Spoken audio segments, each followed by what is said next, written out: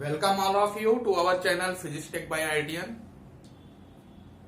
जिन्होंने अभी तक हमारे चैनल को सब्सक्राइब नहीं किया है, सब्सक्राइब करें। जो वीडियो को लाइक नहीं करना है वो वीडियो को लाइक जरूर किया करें अगर आपको समझ में आता है, पसंद आता है वीडियो। तो हम आपके लिए मैथ का एक और सेशन लेकर के आए हैं। हमारा जो अभी टॉपिक चल रहा है वो है मैट्रिसेस एंड डिटर्मिनेंट। तो मैट्रिसेस एंड डिटर्मिनेंट में जो मैट्रिसेस का बेसिक पार्ट था वो तो हम कवर कर चुके हैं।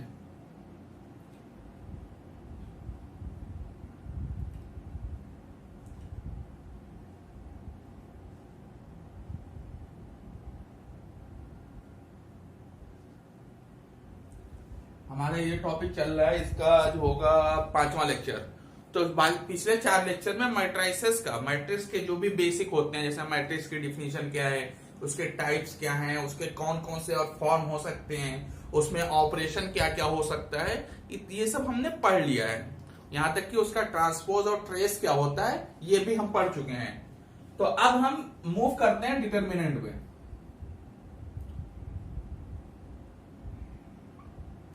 मैट्रिसेस हो सकता है आपको उतना मजा ना आया हो क्योंकि उसमें थ्योरेटिकल पार्ट ज्यादा था, लेकिन न्यूमेरिकल पार्ट यहां से स्टार्ट होता है जब हम डिटर्मिनेंट पे पहुंचते हैं। किसी भी मैट्रिक्स का आप डिटर्मिनेंट निकाल सकते हैं, बस कंडीशन एक ही है कि वो स्क्वायर मैट्रिक्स होनी चाहिए। तो आगे आप जो भी बात करने वाले हैं, जो भी आप पढ़ने वाले हैं, उसमें से ज्यादातर क्वेश्चन जो भी आपको मिलेंगे सब स्क्वायर फॉर्म में ही मिलेंगे। तो आपके लिए कैलकुलेशन बहुत इजी हो जाएगा। तो आइए बात करते हैं डिटर्मिनेंट होता क्या है। तो सबसे पहले हम बात करेंगे कि डिटर्मिनेंट को लिखते कैसे हैं। आपने मैट्रिक्स को ऐसे लिखा है,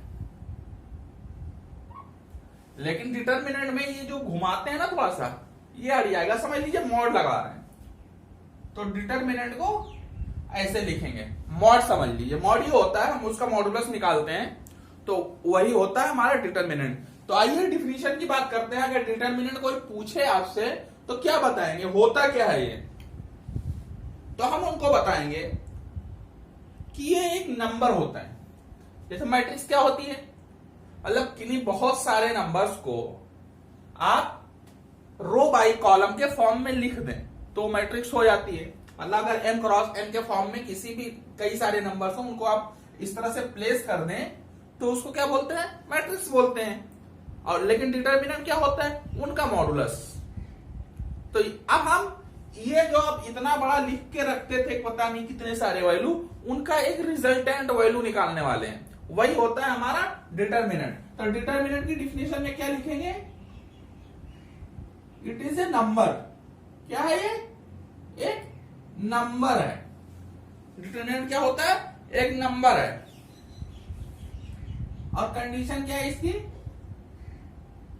it is defined only for square matrix।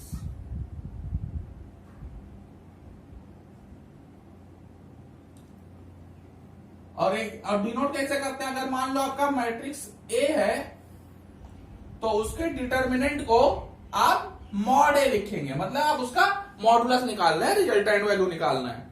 तो आपको डिटर्मिनेंट में ये था आपका बेसिक डिफिनीशन। अब निकालते कैसे हैं, डिटर्मिनेंट निकालने के लिए आपको उससे पहले माइनर का पता होना बहुत जरूरी है। माइनर और कोफैक्टर, इन दो टर्म्स को समझने के बाद ही हम डिटर्मिनेंट की ओर बढ़ सकते हैं। क्योंकि अगर इनको हमने छोड़ दिया तो आप उसको डिटर्मिनेंट से फिर कंपेयर करने लगेंगे, तो फिर आपको कई सारे क्वेश्चंस में आपको गलती होने के चांसेस बढ़ जाएंगे। तो इसीलिए हम सबसे पहले हम बात करने वाले हैं माइनर का। तो उम्मीद है आपको डिटर्मिनेंट में अभी तक तो हमने ऐसा कुछ खास बताया नहीं, बस कंडीशन आप याद रखिएगा कि क्या होता है, या सिर्फ स्क्वायर मैट्रिक्स के लिए डिफाइन है। तो आइए अब बात करते हैं माइनर क्या होता है।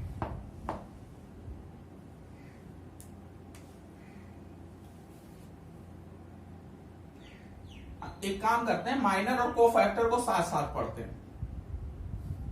हम क्या करेंगे, इस साइड माइनर पढ़ेंगे और इस साइड कोफैक्टर पढ़ेंगे।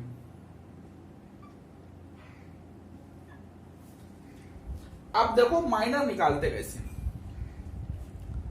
माइनर क्या होता है, ये भी एक नंबर ही होता है, लेकिन माइनर को निकालते कैसे हैं, by removing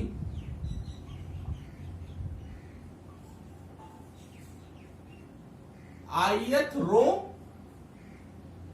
and jth column for aij। मतलब आप अगर किसी aij के माइनर का कैलकुलेशन करने वाले हैं तो आप उसके ith रो को हटा देंगे और jth कॉलम को हटा देंगे। मतलब कि आप जिस पोजीशन की वैल्यू को माइनर निकालने वाले हैं उसके रो को गायब करना है और उसके कॉलम को गायब करना है, तो आपका क्या निकलेगा, माइनर निकल जाएगा। तो यही बेसिक सा कंसेप्ट है। तो आइए इसके बारे में हम बात करते हैं। इसका भी जो कैलकुलेशन है वो बेसिकली क्या होता है, हमारा डिटर्मिनेंट की तरह ही निकलता है, इसीलिए इसको साथ में पढ़ते हैं। और माइनर और को फैक्टर को डिफाइन करने के बाद हम डिटर्मिनेंट को डिफाइन कर लेंगे। तो अगर मान लो आपके पास कोई एक मैट्रिक्स है, आइए थोड़ा साथ में न्यूमेरिकल्स करते चलते हैं ताकि आपको समझ में आ जाए कि हाँ ये तो थ्योरी हो गया, थ्योरी मैंने आपको समझा दिया, लेकिन हम न्यूमेरिकल को करना बहुत जरूरी है। तो आइए एक क्वेश्चन छोटा सा ले लेते हैं, -1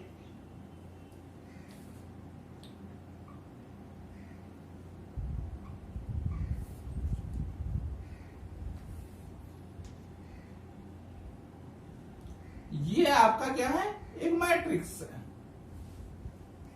इसी एग्जांपल को हम इधर भी लेने वाले हैं, इसलिए साथ साथ में दोनों पढ़ रहे हैं ताकि आपको बेसिक समझ में आ जाए कि होता क्या है। अब हमें क्वेश्चन किसी भी पोजीशन का आपको माइनर निकालना पड़ सकता है। तो मान लो कोई एक पोजीशन ले लेते हैं जिसका हम माइनर निकालते हैं। मान लो कि हम माइनर को हम एम से डिनोट करते हैं। हम माइनर निकालने वाले हैं किसका, 2 3 का, मतलब दूसरा रो और तीसरा कॉलम, ये वाला जो पोजीशन है इसका हम माइनर निकालेंगे। तो माइनर निकालने के लिए हमने क्या पढ़ा अभी कि हम इस वाले रो को छोड़ देंगे और इस वाले कॉलम को छोड़ देंगे, तो बचा क्या, -1 5 2 3, इतना बचा। अब इसको क्रॉस मल्टीप्लाई कर लेंगे, मतलब -1 × 3 और फिर माइनस लगाएंगे और 2 × 5। तो इस तरह से ये माइनर इस पोजीशन का निकल जाएगा। ऐसे आप हर एक पोजीशन का माइनर निकाल सकते हैं। तो ये कितना आ जाएगा, -3 और -10, मतलब -13। अब अगर आपको एक माइनर मैट्रिक्स बनानी हो, ये आपका क्या था, एक मैट्रिक्स था। अगर आपको माइनर मैट्रिक्स बनानी है तो ऐसे हर एक पोजीशन का माइनर निकाल के उस पोजीशन पे रख सकते हैं, तो आपका एक माइनर मैट्रिक्स तैयार हो जाएगा। तो उम्मीद है आपको ये माइनर समझ में आया होगा। अब आइए कोफैक्टर समझते हैं। इनमें ज्यादा कुछ समझने के लिए है नहीं, बेसिक कॉन्सेप्ट है। क्वेश्चन हो सकता है आपके पास कभी आ जाए या आपके बोर्ड एग्जाम में 1 नंबर या 2 नंबर ऑब्जेक्टिव में आ जाए, ऐसे क्वेश्चन आ सकते हैं इस पे। अब आओ कोफैक्टर समझते हैं। कोफैक्टर कैसे निकालते हैं, कोफैक्टर निकालना और आसान है। कोफैक्टर के लिए आप बस इतना ही याद रखिए कि कोफैक्टर Cij जो होगा, Ij मतलब क्या है, I फॉर रो है, J फॉर कॉलम है। इसको आप Mij के टर्म में लिख सकते हैं, लेकिन आगे क्या लगाना पड़ेगा, -1 to the power I plus j। Cofactor का ये फार्मूला आप जरूर याद रखिएगा, क्योंकि कोफैक्टर को निकालने का यही एक तरीका है। अब आओ हम इसी क्वेश्चन का कोफैक्टर निकाल के देखते हैं। हमने 2 3 निकाला है, तो यहां पे कोई और टर्म का निकाल लेते हैं। मान लो हमें यहां पे निकालना है C21, इस बार 21 ले लेते हैं। तो सबसे पहले हम M21 निकाल लेंगे। तो M21 कैसे निकालेंगे, ये रहा हमारा दूसरा रो और ये रहा हमारा पहला कॉलम, तो इनको हटा देते हैं। तो क्या बचेगा हमारे पास, 5 6 3 और -1। इनको कैलकुलेट कर लेंगे, 5 × -1, मतलब जो भी होता है वो ऐसे होता है, फिर ऐसे होता है विद नेगेटिव साइन। ओके, फिर माइनस लगाएंगे और 3 × 6 हो जाएगा। तो ये क्या हो गया, -5 और -18 मतलब -23। तो आपके पास M21 तो आ गया। अब हम क्या करेंगे, C21 निकालने की कोशिश करते हैं। C21 में क्या बोला है, -1 to the power I + j, मतलब इन दोनों का सम करना है। तो 3 + 2 + 1 × -23, ये हो गया आपका C21। अब -1 का ऑड पावर है तो माइनस में वैल्यू आएगी, तो ये हो गया -1 और ये हो गया -23, तो टोटल वैल्यू कितनी आई, 23। तो कोफैक्टर में आपको कुछ नहीं करना है, आपको सिंपली माइनर निकालना है और उसके आगे पोजीशन, जो भी उसका पोजीशन है, दोनों जो डिजिट हैं उसके, उनको सम करके -1 के पावर में चढ़ाना है। अगर पावर ऑड आ रही है तो आगे एक नेगेटिव साइन लगा देना है, पावर इवन आ रही है तो आपका जो माइनर आया है वही आपका कोफैक्टर भी हो जाएगा, क्योंकि -1 to the power even power जब आएगा तो 1 आएगा। अब 1 से मल्टीप्लाई करेंगे तो सेम वैल्यू आने वाली है। तो इसलिए आपको माइनर और कोफैक्टर समझ में आना बहुत जरूरी है। माइनर और कोफैक्टर आपके बहुत ही इंपॉर्टेंट टॉपिक हैं। अगर आपको माइनर और कोफैक्टर समझ में आ गया है तो अब मैं आपको डिटर्मिनेंट समझाने वाला हूं। माइनर और कोफैक्टर अगर आपको समझ में आ गया है तो अब समझिए डिटर्मिनेंट क्या होता है। क्योंकि डिटर्मिनेंट को जब हम डिफाइन करते हैं तो हम कोफैक्टर को उसमें इन्वॉल्व करते हैं, इसीलिए मैंने सोचा कि आपको माइनर और कोफैक्टर पहले समझा दिए जाए।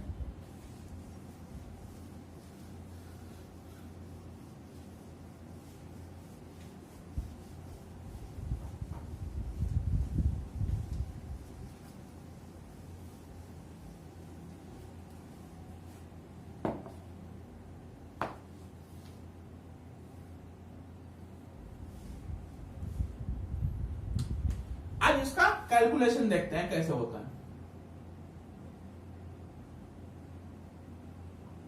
Calculation of determinant. Calculation of determinant क्या होता है, कोई भी आपके पास अगर डिटर्मिनेंट है तो आप उसको एक्सपेंड कर लो किसी भी एक रो या कॉलम के अबाउट। आपको सारे के अबाउट नहीं करना है, किसी भी एक रो या कॉलम के अबाउट आप उसको एक्सपेंड कर दो, मतलब मॉड को हटाओ और क्या करो, हर एक पोजीशन के साथ उसके कोफैक्टर को मल्टीप्लाई करते चलो। तो आओ हम इससे कुछ बढ़िया सा एक एक्सप्रेशन निकालेंगे जो आपको आगे काम आने वाला है। तो मान लेते हैं ये हमारा एक मैट्रिक्स है, 3x3 का ही लेते हैं ताकि आपको समझ में आ जाए। एक बार आपको समझ में आ गया तो आप बड़े से बड़ा क्वेश्चन भी कर सकते हैं।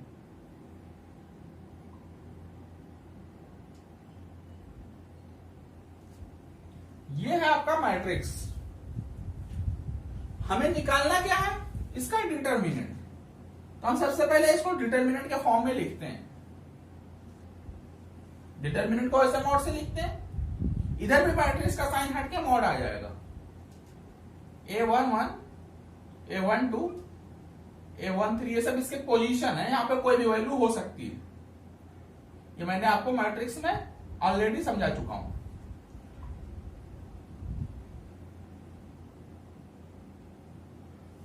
तो ये रहा आपका मॉड है।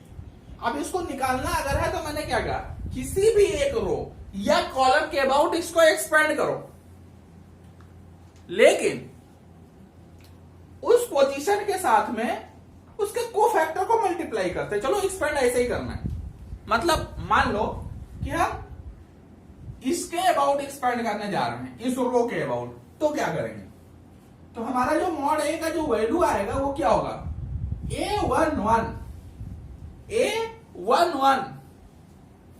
Into C11। समझ में आया,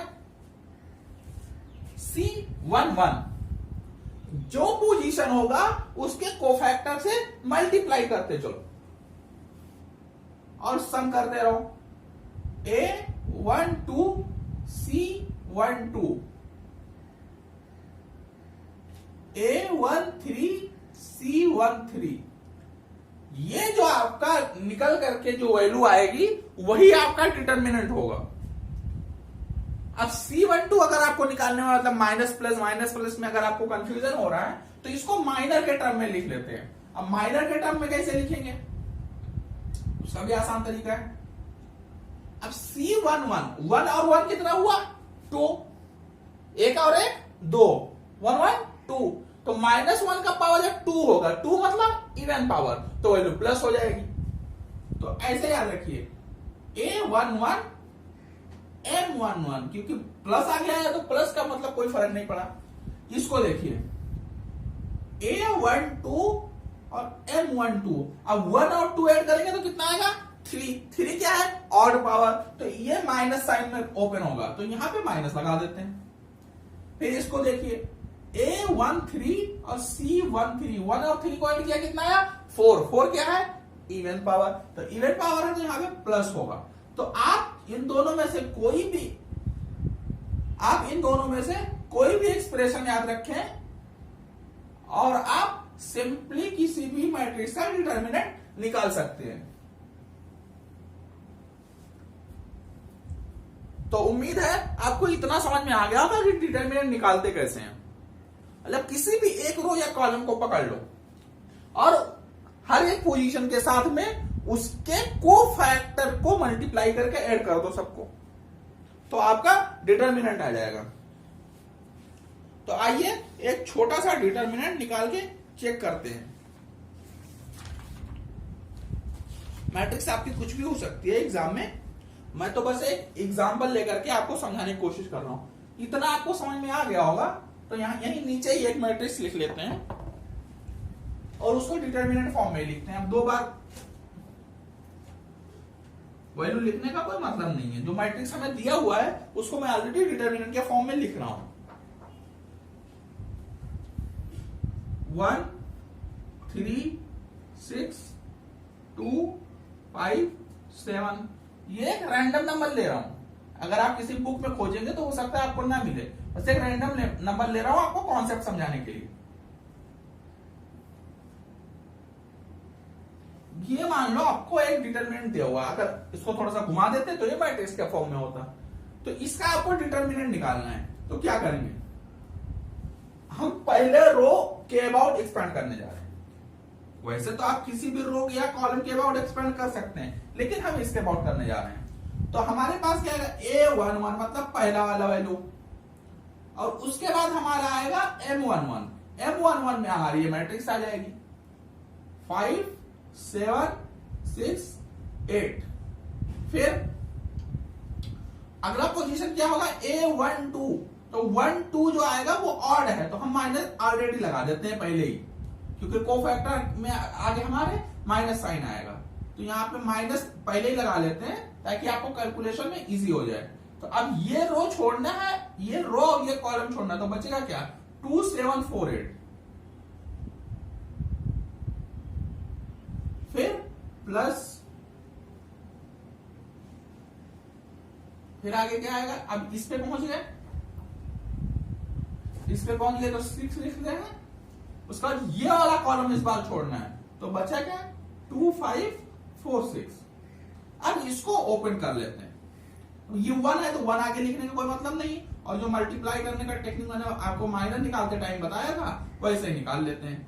तो 5 into 8 कितना हो गया 40, माइनस 7 into 6 कितना हो गया 42, फिर माइनस 3, 2 into 8 16, फिर माइनस 4 into 7 28, प्लस 6 कितना का 2 into 6 12, माइनस 4 into 5 20। अब इसको कैलकुलेट 40 माइनस 42 माइनस 2। अब यहां देखिए 16 में से 28 जब माइनस होगा तो कितना बचेगा माइनस 12। अब ये माइनस और ये माइनस के साथ हो जाएगा प्लस 12 into 3 36। यहां पे देखिए 12 माइनस 20 कितना का माइनस 8, तो यहां प्लस है तो आगे माइनस लगा लेते हैं। तो अब कितना बचा 8, 6 into 8 मतलब 48।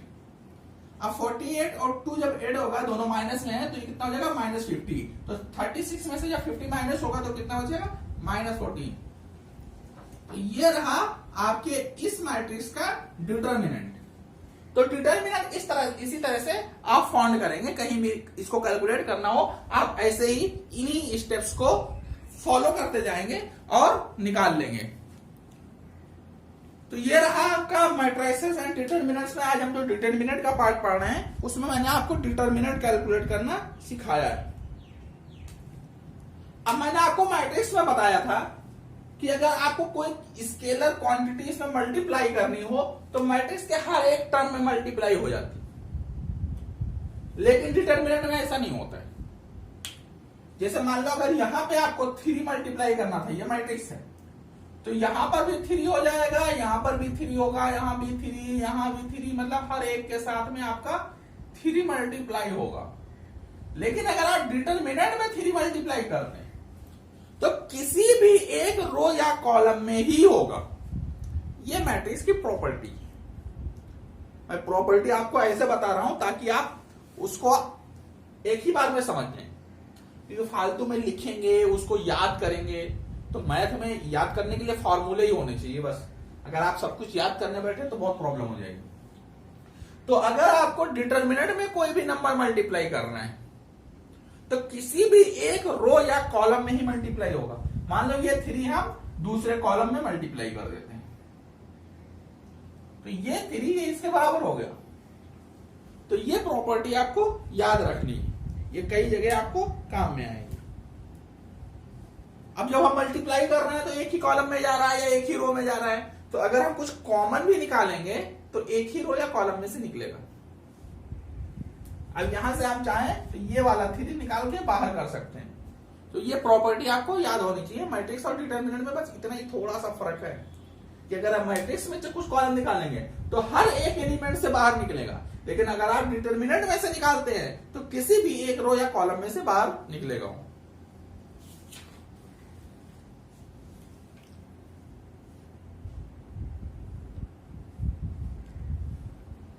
तो आइए इसकी कुछ प्रॉपर्टी के बारे में बात कर लेते हैं।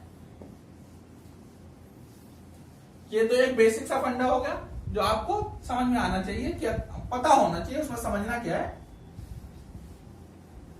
कि अगर मैट्रिक्स में कुछ मल्टीप्लाई या डिवाइड करते हैं तो वो हर एक एलिमेंट के साथ मल्टीप्लाई या डिवाइड होता है, लेकिन अगर डिटर्मिनेंट में करते हैं तो किसी भी एक रो या कॉलम में होता है। तो आइए आप पढ़ते हैं प्रॉपर्टीज।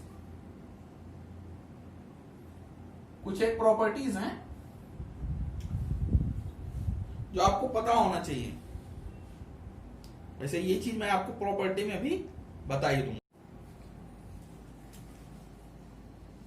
तो हम बात कर रहे थे प्रॉपर्टीज ऑफ डिटर्मिनेंट की। तो हमारा जो पहला प्रॉपर्टी वो क्या कहता है कि डिटर्मिनेंट का अगर कोई भी रो या कॉलम 0 हो जाए। मैंने आपको अभी अभी बताया कि अगर कोई भी एक रो या कॉलम 0 होगा तो डिटर्मिनेंट की वैल्यू 0 हो जाएगी। तो वही आपकी प्रॉपर्टी है। क्या है? Determinant is 0 if any row और कॉलम इज 0। तो ये तो एक बेसिक सा फंडा हो गया। लेकिन मैंने आपको बताया कि अगर कोई रो या कॉलम 0 हो तब तो 0 है ही है, लेकिन एक और है साथ में कि अगर वो मल्टीपल या प्रोपोर्शनल में हो जाए तो भी 0 हो जाएगा। तो एक और प्रॉपर्टी है कि डिटर्मिनेंट आपका 0 हो जाएगा, मतलब शॉर्ट में लिखते हैं मॉड ए 0 हो जाएगा इफ 2 रोज और कॉलम इक्वल और प्रोपोर्शनल। अब इसको समझेंगे कैसे, तो इसको समझ लेते हैं पहले कि ये होता क्या है। 2 रो या कॉलम इक्वल हैं तो उसका एग्जांपल देखते हैं। 1 2 3 सिंपल सा नंबर लेते हैं समझने के लिए। और यहां पे मान लो कुछ भी लिखा है उससे हमें फर्क नहीं पड़ता है। अगर 2 रो इक्वल हो गए या 2 कॉलम इक्वल हो गए, क्योंकि हम किसी भी रो या कॉलम के अबाउट एक्सपेंड कर सकते हैं ना मैट्रिक्स को, तो इसलिए हम रो या कॉलम कोई भी अगर दो इक्वल हो गया तो हमारी वैल्यू 0 हो जाएगी। तो इसमें हम क्या करेंगे, जब ये दोनों हमें इक्वल दिख गए तो हम तीसरे के अबाउट एक्सपेंड कर लेते हैं। तो x इंटू, अब x लेंगे तो ये रो और ये कॉलम हमें छोड़ना है, तो क्या हो जाएगा 2 इंटू 6 माइनस 2 इंटू 3 6, ये 0 हुआ। ऐसे ही हर एक टर्म 0 होता जाएगा। आप देखिए माइनस वाई, अब ये कॉलम और ये रो छोड़ना है तो 1 इंटू 3 3 माइनस 3, ऐसे ही z के अबाउट जब लेंगे तो 2 माइनस 2, तो ये 0 हो जाएगा। अब क्या कहता है, इसी में एक और प्रॉपर्टी है साथ में कि प्रोपोर्शनल हो, मतलब मान लो ये सब 4 से मल्टीप्लाई हो गया तो ये कितना हो गया 4 4 2 जा 8 4 3 जा 12, अब भी ये 0 होगा। कैसे होगा देख लेते हैं यहीं पे साथ साथ में, 1 इंटू 12 12 माइनस 4 इंटू 3, ये भी कितना हो गया 12। ऐसे ही हर एक टर्म भी 0 होता जाएगा। तो ये आपको प्रॉपर्टी याद रखनी है ताकि आपको कैलकुलेशन करने में टाइम ना गंवाना पड़े आपके पास, क्योंकि टाइम लिमिटेड होता है। तो इसलिए इस प्रॉपर्टी को ध्यान में रखेंगे कि अगर कोई भी दो रो या कॉलम आपके इक्वल हो जाए या प्रोपोर्शनल हो जाए तो आपके डिटरमिनेंट की वैल्यू 0 हो जाएगी। और अगर कोई रो या कॉलम 0 है तब तो बहुत आसान है, हम उसी के अबाउट एक्सपेंड कर देंगे तो सारे टर्म मल्टीप्लाई में 0 होते चले जाएंगे और जब ऐड होगा तो आपका जो फाइनल वैल्यू आएगा वो 0 ही आएगा। एक और प्रॉपर्टी है आपकी कि आप किन्हीं भी दो रो या कॉलम को अगर इंटरचेंज करते हैं, मतलब 2 रोज और कॉलम, मतलब जो भी प्रॉपर्टी है रो और कॉलम में साथ साथ लग रही, इंटरचेंज मतलब हमने पहली रो को दूसरे रो में लिख दिया और दूसरी रो को पहले रो में लिख दिया, या पहले रो को तीसरे रो में लिख दिया, तीसरे रो को पहले रो में लिख दिया। तो ये हमारे जो इंटरचेंज होते हैं, तो जो मॉड ए की वैल्यू जो अब आएगी मॉड ए डैश लिख लेते हैं, क्योंकि इंटरचेंज करने के बाद जो मैट्रिक्स मिला तो वो क्या होगा, डैश नहीं लिखते, नहीं तो ट्रांसपोज हो जाएगा, हम A1 लिख देते हैं। तो इसकी जो वैल्यू आएगी आपकी वो क्या आएगी, माइनस ऑफ मॉड ए आएगी। मतलब आपकी जो ओरिजिनल मैट्रिक्स थी उसका मॉड निकाल के आगे माइनस लगा दीजिए, आपको सेम आंसर मिल जाएगा।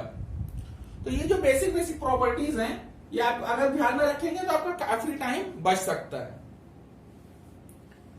अगली प्रॉपर्टी क्या कहते हैं, एलिमेंट्री रो या कॉलम ट्रांसफॉर्मेशन आप अप्लाई कर सकते हैं।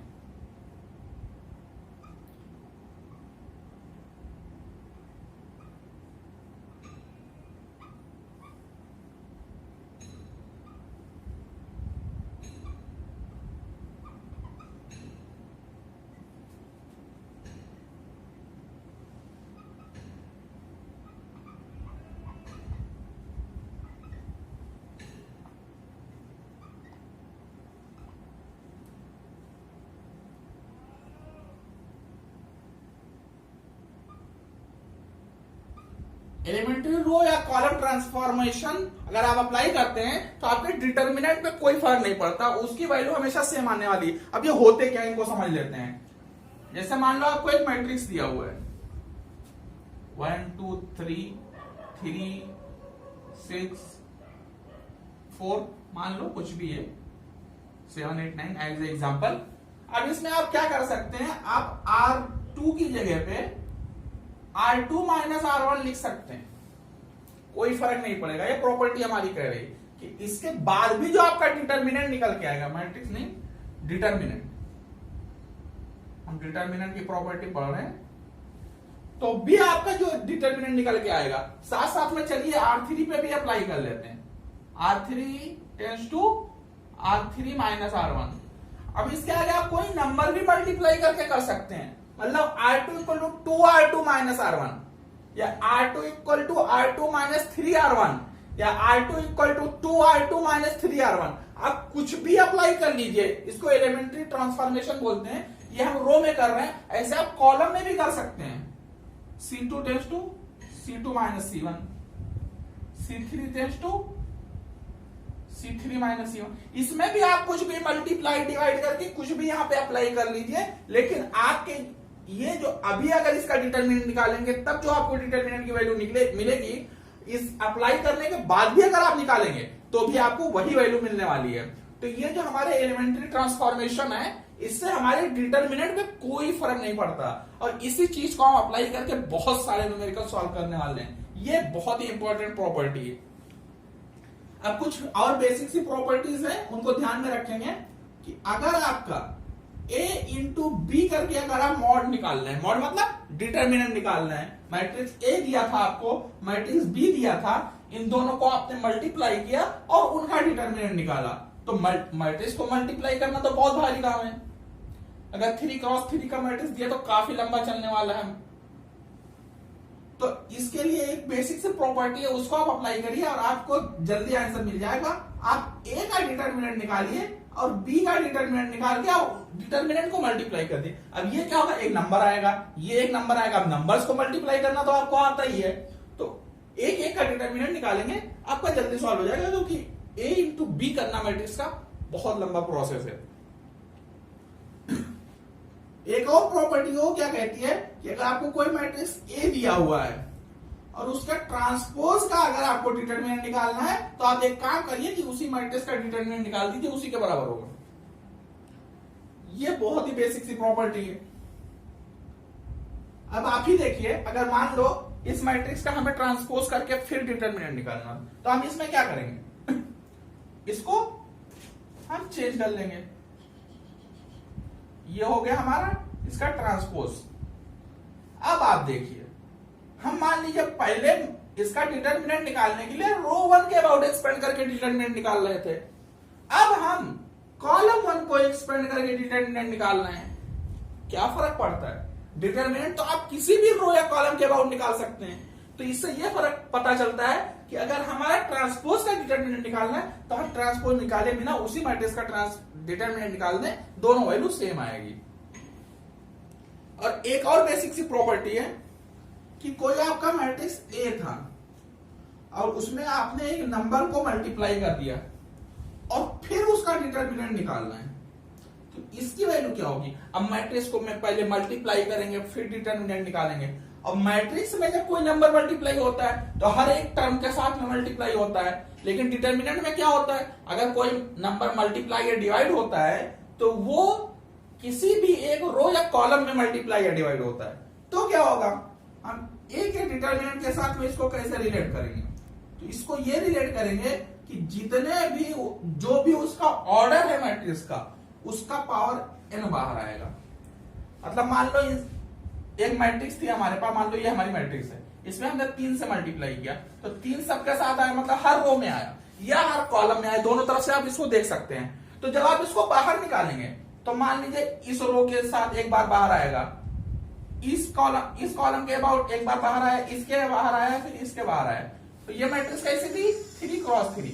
तो वही प्रॉपर्टी कह रही है कि अगर आप ऐसा करना चाह रहे हैं तो उस नंबर का पावर n बाहर निकाल लीजिए, मतलब जिस भी ऑर्डर की मैट्रिक्स है उसका पावर आप बाहर निकाल लीजिए। अब यहां 3 क्रॉस 3 मतलब ऑर्डर 3 का मैट्रिक्स है, स्क्वायर है, तो एक बार भी बोलेंगे तो चलेगा। तो जब हमने 3 को मान लीजिए बाहर निकाला, तो वो कैसे बाहर आएगा, 3 के पावर 3, हर कॉलम से एक बार। ये 3 का मैट्रिक्स था तो 3 आया, 2 का होता तो 2 का आएगा, n का होगा तो n आएगा। तो वही हमारी प्रॉपर्टी क्या बोल रही है कि आप उस नंबर का पावर n बाहर निकाल लीजिए, और n क्या ऑर्डर है, तो और उस मैट्रिक्स के डिटर्मिनेंट से आप मल्टीप्लाई कर दीजिए, आपका सेम रिजल्ट आएगा। तो उम्मीद है आपको आज का लेक्चर, ये जो हमने डिटर्मिनेंट का बेसिक पढ़ा है, डिटर्मिनेंट क्या होता है, माइनर क्या होते हैं, कोफैक्टर क्या होते हैं, डिटर्मिनेंट की प्रॉपर्टीज क्या क्या होती हैं, डिटर्मिनेंट निकालना भी मैंने आपको बताया है सिर्फ आज।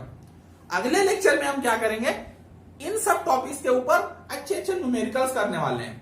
तो अगर आपको ये लेक्चर पसंद आया हो तो वीडियो को लाइक करें, शेयर करें, और जिन्होंने हमारे चैनल को सब्सक्राइब नहीं किया सब्सक्राइब कर लें, और अगला वीडियो को जरूर देखें। अब उसका वेट करें, अगला वीडियो अगले ही दिन आ जाएगा, उसका वेट करें, उसको जरूर देखें, ताकि आपको थ्योरी अगर समझ में आ गई है तो न्यूमेरिकल्स कितने आसान होते हैं ये भी आपको समझ में आ जाएगा। इसी के साथ हम आज का लेक्चर एंड करते हैं। Thank you.